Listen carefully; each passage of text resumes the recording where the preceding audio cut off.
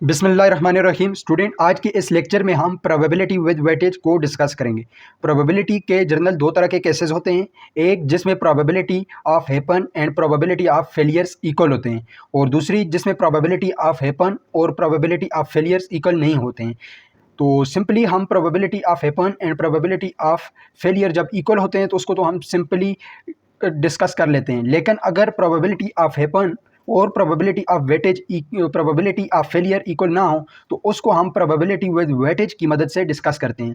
तो आइए थ्योरी को डिस्कस करते हैं और इसके बाद एग्जांपल्स की मदद से इस कंसेप्ट को समझते हैं। In some cases general cases the probability of happen and probability of fail are equal.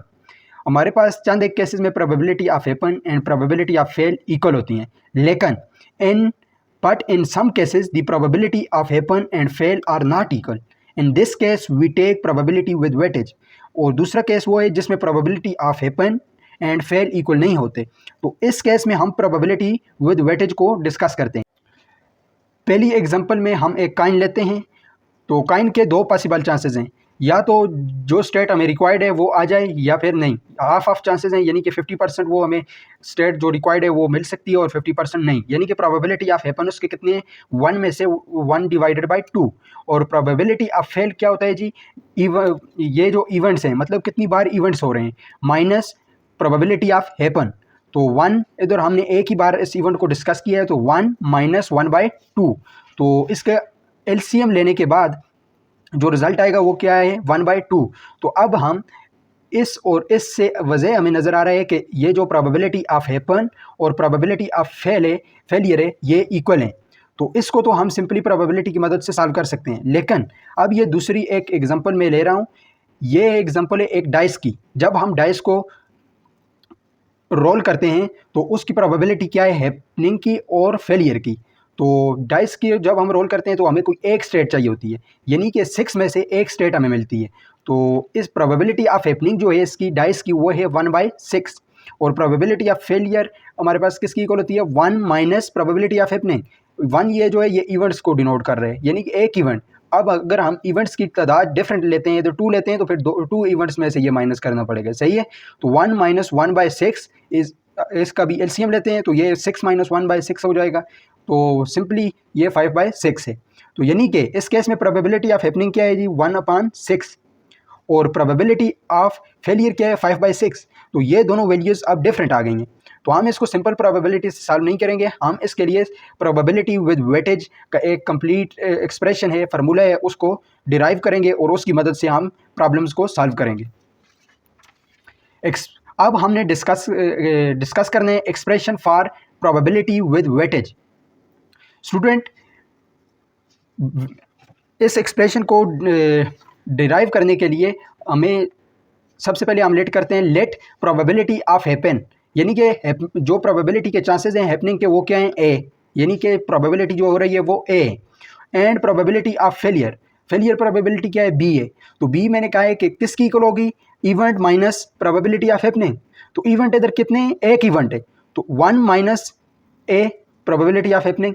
तो अब प्रोबेबिलिटी हमें पता है कि प्रोबेबिलिटी ऑफ कंपोजिट इवेंट की जो प्रोबेबिलिटी होती है P into probability of R minus S is equal to probability of R cross probability of S। ये जो प्रोबेबिलिटी ऑफ R है, R स्टेट है, ये डिनोट कर रही है हैपनिंग को, और S स्टेट जो है ये डिनोट कर रही है जी फेलियर को। तो अब हमने इन दोनों को आपस में मल्टीप्लाई कर लिए। अब मैं कहता हूँ कि मेरे पास R टोटल इवेंट्स जो हैं वो हैं N, और प्रोबेबिलिटी ऑफ हैपनिंग के जो चांसेस हैं वो है R, और प्रोबेबिलिटी ऑफ फेलियर के जो चांसेस हैं वो N माइनस R हैं। तो पहला इवेंट है, जो पहले इवेंट के अकर होने के चांसेस हैं वो A cross A up to R। तो इसी तरह B जो फेलियर के चांसेस हैं वो क्या है, B cross up to N minus R।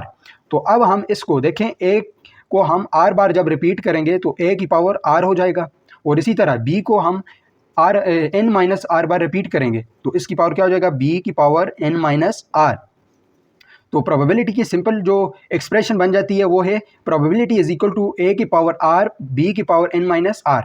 इधर जो A है ये प्रोबेबिलिटी ऑफ हैपनिंग को डिनोट करता है, और जो आर है ये डिनोट कर रहा है मतलब कि इस प्रोबेबिलिटी के कितने चांसेस हैं होने के, और एन जो है ये टोटल स्टेट्स को डिनोट कर रहा है, एन माइनस आर यानी कि ये हैपनिंग की पावर मतलब कितनी पावर में ये हैपनिंग के चांसेस हैं, सही है, और बी डिनोट कर रहा है प्रोबेबिलिटी ऑफ फेलियर को। तो सिंपली हम इसको एन सी आर फॉर्म में जब प्रोबेबिलिटी को लिखेंगे तो ये हमारे पास बन जाती है P is equal to N C R A power R B की पावर एन माइनस आर। इसको इक्वेशन नंबर 1 का हम नाम देते हैं। अब जो एन सी आर है इसकी भी एक स्पेसिफिक वैल्यू है जो कि कैलकुलेटेड है, वो क्या है, N factorial divided by R factorial into N minus R factorial. अब जो एन फैक्टोरियल है, एन इधर है टोटल नंबर ऑफ इवेंट्स, और आर जो है वो number of events in which probability is happening, and n minus r is number of event in which probability is failing। तो ये हमारे पास एक फार्मूला बन जाता है, सही है। तो अब इस इक्वेशन बी को हम ए में पुट करेंगे तो हमारे पास ये रिक्वायर्ड इक्वेशन आ जाएगी, probability is equal to N factorial divided by R factorial N minus R factorial A into A power R into B power N minus are.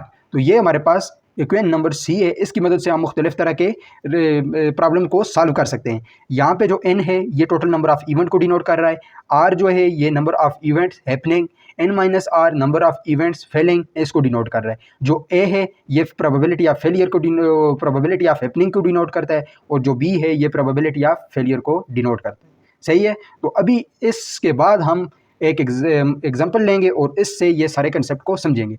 Main function जो था वेटेज प्रोबेबिलिटी विद वेटेज का, वो ये है कि हम इसकी जब हमें मुख्तलिफ तरह की वेटेज दी जाए प्रोबेबिलिटी ऑफ हैपनिंग और प्रोबेबिलिटी ऑफ फेलियर की, तो हम उसकी प्रोबेबिलिटी को किस तरह फाइंड कर सकते हैं। हम फार्मूला ये जो पी की फार्मूला है इक्वेशन नंबर सी में पी का, इसकी मदद से हम ये सारे जितने भी प्रॉब्लम्स हैं उनको डिस्कस कर सकते हैं, सही है जी। आज के लेक्चर में इतना ही।